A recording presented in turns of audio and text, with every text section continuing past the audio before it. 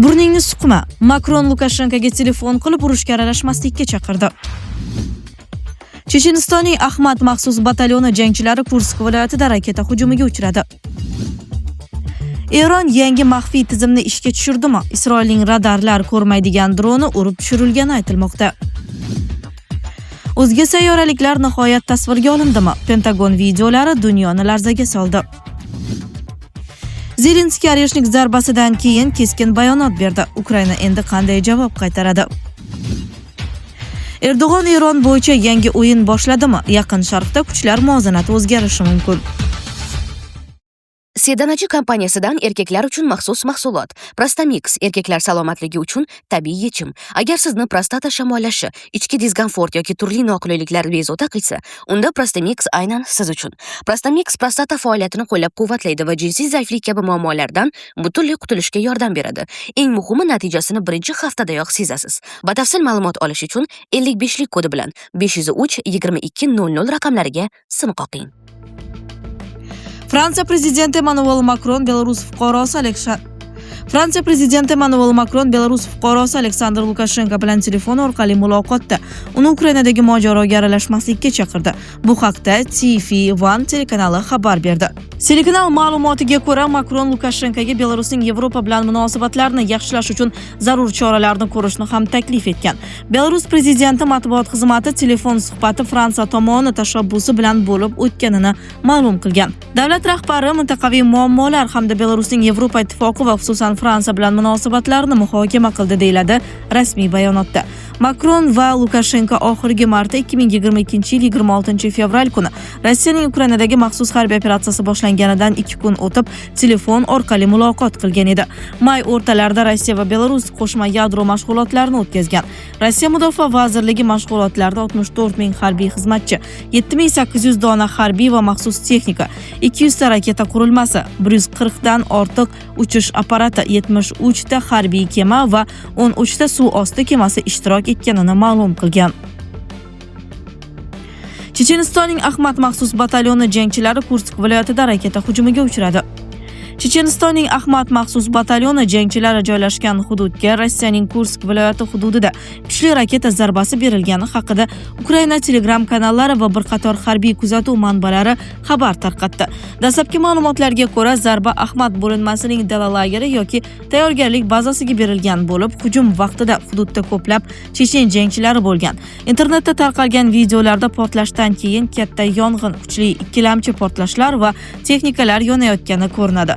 Ukraina tomoniga yaqin kanallar hujum yuqori aniqlikdagi HIMARS yoki uzoq masofali raketa tizimlari orqali amalga oshirilgan bo'lishi mumkinligini yozmoqda. Ayrim manbalarda zarba Ahmadning yangi kelgan jangchilari yig'ilgan paytda amalga oshirilgani aytilmoqda. Shuningdek, ayrim Ukraina harbiy blogerlar va Telegram kanallari zarba oqibatida bir nechta qo'mondonlar ham yo'q qilingani haqida da'vo qilmoqda. Hozircha bu ma'lumotlar mustaqil manbalar tomonidan to'liq tasdiqlanmagan.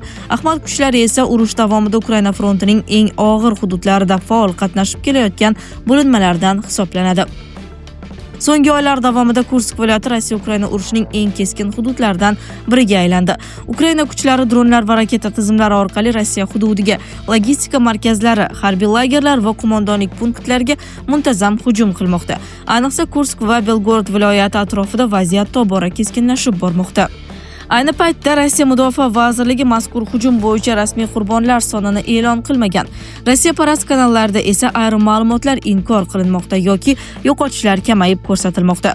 Shu sababli hozircha halok bo'lgan jangchilar soni bo'yicha aniq raqamlarni mustaqil tasdiqlash qiyin. Eron yangi maxfiy tizimni ishga tushirdimi? Isroilning radarlar ko'rmaydigan droni urib tushirilgani aytilmoqda. Eron janubidagi Hormuzgon viloyatida Bandar Abbos yaqinida Isroilga tegishli razvedka droni urib tushirilgani haqidagi xabarlar Yaqin Sharqdagi keskinlikni yanada kuchaytirdi. Eronning Mehr agentligi ma'lumotiga ko'ra, mamlakat havo mudofaa kuchlari stealth texnologiyasiga ega bo'lgan radarlar uchun deyarli ko'rinmas hisoblangan Isroil dronini aniqlab, maxsus maxfiy tizim yordamida yo'q qilgan. Ma'lumotlarga qaraganda, dron Fors ko'rfazi hududi va strategik dengiz yo'llari ustida razvedka missiyasini bajarayotgan o'tkazayotgan bo'lgan. Eron harbiylari Apparat dengizidagi muhim obyektlar hamda harbiy infratuzilmalar ustida harakatlanganini bildirgan. Qoldiqlar keyinchalik Fors ko'rfazi suvlaridan topilgan. Ayrim manbalarda bu apparat Isroilda ishlab chiqarilgan Arbiter turidagi razvedka droni bo'lishi mumkinligi aytilmoqda. Hodisa aynan Hormuz bo'g'ozi yaqinida yuz bergani sababli vaziyat xalqaro e'tiborni tortdi. Chunki bu hudud dunyodagi eng muhim neft va gaz transport yo'llaridan biri hisoblanadi. So'nggi oylar davomida bu mintaqada AQSh, Isroil va Eron o'rtasidagi harbiy faollik sezilarli ravishda oshgan. Ayrim tahlilchilar Eron Majid yoki Sevam Hardad kabi yangi avlod zenit tizimlaridan foydalangan bo'lishi mumkinligini taxmin etmoqda. Bu tizimlar aynan kichik va ko'rinmas dronlarni aniqlash uchun ishlab chiqilgan. Isroil armiyasi esa hozircha ushbu hodisa bo'yicha rasmiy bayonot bermadi. Biroq Isroil oavlari ayrim harbiy manbalarga tayangan holda Adifi voqeadan xabardor emasligini yozmoqda. Mutaxassislar fikricha, Bandar Abbos yaqinidagi ushbu hodisa oddiy dron urib tushirilishi emas, balki Fors ko'rfazidagi katta geosiyosiy qarama-qarshilikning yangi bosqichi bo'lishi mumkin. Chunki aynan shu hududda AQSh harbiy kemalari, Eron dengiz kuchlari va Isroil razvedka faoliyati bir-biriga juda yaqin masofada harakat qilmoqda. O'zga sayyoraliklar nihoyat tasvirga olindimi? Pentagon videolari dunyoni larzaga soldi. AQSh Mudofaa vazirligi Pentagon tomonidan noma'lum uchar obyektlar, ya'ni UAV bilan bog'liq yangi videolar va maxfiy materiallar e'lon qildi. Bu safar ommaga ilgari sir saqlangan o'nlab videolar, harbiy uchuvchilar hisobotlari va guvohlarning ko'rsatmalari taqdim etilgan. Ma'lumotlarga ko'ra, videolarda osmonda juda tez harakatlanayotgan, shaklini o'zgartirayotgan yoki oddiy aerodinamika qonunlariga bo'ysunmayotgandek ko'rinadigan obyektlar aks etgan. Ayrim yozuvlarda yashil sharlar, sigara shaklidagi jismlar va dengiz ustida birgalikda harakatlangan noma'lum obyektlar ko'ringani aytilmoqda. Pentagon bu materiallarni Pursuit deb nomlangan yangi dastur orqali bosqichma-bosqich ochiqlamoqda. Ushbu loyiha AQSh hukumati razvedka tashkiloti, NASA va boshqa agentliklar arxivlaridagi UAV hujjatlarini ommaga chiqarishni maqsad qilgan. Yangi videolarning eng shov-shuvlisi 2023-yilda Michigan osmonida AQShning F-16 qiruvchi samolyoti tomonidan urib tushirilgan noma'lum obyekt tasviri bo'ldi. Infraqizil kamera orqali olingan videoda romb-simon obyekt havoda muallaq turgani va keyin razvedka zarbasi bilan parchalangani ko'rinadi. AQSh hukumati hozircha bu obyektlarning kelib chiqishi haqida aniq xulosa bermagan. Pentagonning UAV bo'yicha maxsus bo'limi ko'plab holatlar uchun yetarli ma'lumot yo'qligini bildirgan va yerlik bo'lmagan texnologiya topilgani haqida hech qanday dalil yo'qligini ta'kidlagan. Zelenskiy Oreshnik zarbasidan keyin keskin bayonot berdi. Ukraina endi qanday javob qaytaradi?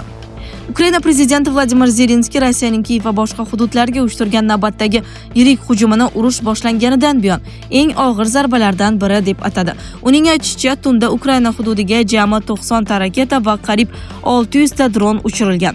Ulardan 36 tasi ballistik raketalar bo'lib, aynan shu raketalar eng katta xavf tug'dirgan. Zelenskiy bayonotiga ko'ra, hujumning asosiy nishoni Kiyev bo'lgan. Rossiya armiyasi poytaxtga bir nechta to'lqinda zarba bergan. Kuchli portlashlar butun tun davomida eshitilgan. Ukraina havo hujumidan mudofaa tizimlari ko'plab raketa va dronlarni urib tushirishga muvaffaq bo'lgan, biroq barcha ballistik raketalarni to'xtatishning imkoni bo'lmagan. Natijada turar joy binolari, maktablar, savdo obyektlari va infratuzilma jiddiy zarar ko'rgan.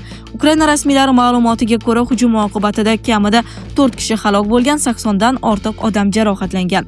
Kiyevning deyarli barcha tumanlarida yong'inlar kuzatilgan. Ayrim hududlarda elektr va suv ta'minoti uzilishlari yuzaga kelgan. Shuningdek, Ukraina tashqi ishlar vazirligi binosi va hukumat obyektlariga ham zarar yetgani aytilmoqda. Zelenskiy ayniqsa Rossiyaning Oreshnik gipertovushli raketasidan foydalanganini alohida urg'uladi. Uning so'zlariga ko'ra, ushbu raketa Kiyev yaqinidagi Belotreskova shahriga qarata uchirilgan. Ukraina tomoni Oreshnikni Rossiyaning eng xavfli va deyarli ushlab bo'lmaydigan raketalardan biri deb hisoblamoqda. G'arb matbuoti ham bu hujumni urushdagi eng xavfli eskalatsiyalardan biri sifatida baholadi. Rossiya Mudofaa vazirligi esa hujumlar harbiy obyektlarga qaratilganini da'vo qilgan. Moskva bu zarbalarni Rossiya nazoratidagi Lugansk hududiga uyushtirilgan Ukraina dron hujumlariga javob sifatida ko'rsatmoqda. Rossiya tomonining iddao qilishicha, avvalgi Ukraina hujumlarida tinch aholi vakillari halok bo'lgan. Kiyev esa bu ayblovlarni rad etib, faqat harbiy nishonlarga zarba berilganini bildirgan.